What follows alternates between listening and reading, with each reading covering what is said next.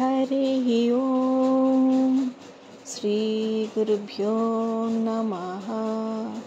హరి ఓం. వాక్య విభూతి అనే శీర్షికలో భగవాన్ శ్రీ సత్య సాయిబాబా వారి ఉపదేశం తెలుసుకుందాం. ఆత్మవిత్ ఆత్మైవ భవతి.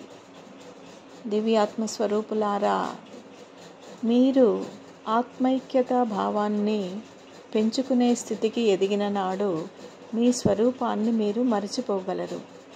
దీని నిమిత్తమే మానవ జన్మ రాబడిందనే గుర్తింపు మీకు లభిస్తే అట్టి స్థితిలో ఆత్మవిత్ ఆత్మైవ భవతి అని అర్థించగలుగుతారు. ఇట్టి స్థితికి చేరుకోవటం కోసం కొన్ని వేల మానవ జన్మల తపశ్శక్తి కావాలి. ప్రతి జన్మలోనూ పూజా విధానం నుంచి పూర్ణ కుంభం దాకా విజృంభించే స్థాయిని పొందాలి. అంటే ముందు పూజతో మొదలైన మీ జన్మ అక్కడే ఆగిపోయి సేవాభావాన్ని పెంచుకుంటూ సర్వులలోనూ సర్వేశ్వరుని చూడగల స్థాయి పొందాలి. ఇట్టి స్థితిలో నీలోని గుణాలు కూడా శుద్ధి జరిగి నీవే సర్వేశ్వరుడిగా మారుతావు. వీటికి మధ్యలో కొన్ని ఆటుపోట్లు సంభవిస్తూ ఉంటాయి. మీరు భగవత్ ప్రయాణం చేసే సమయంలో మీ చుట్టూ ఉన్న సంసారము, సంఘము మిమ్మల్ని ఇబ్బందులకు గురి చేస్తాయి. వీటన్నిటినీ అధిగమిస్తూ మీలో విజృంభించే దైవ ప్రయాణాన్ని పట్టుదలతో కొనసాగించాలి.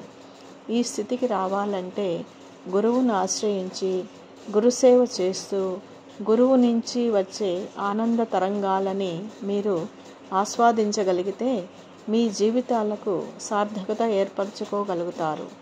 దీని పర్యవసానంగా ఆత్మవిత్ ఆత్మైవ భవతి అని తెలుసుకోగలుగుతారు. గురువు లేకుండా ఎంత మంచి పనులు చేసినా, ఎన్ని సంఘ సేవలు చేసినా మీరు గమ్యాన్ని చేరుకోలేని అయోమయులుగా మిగిలిపోతారు.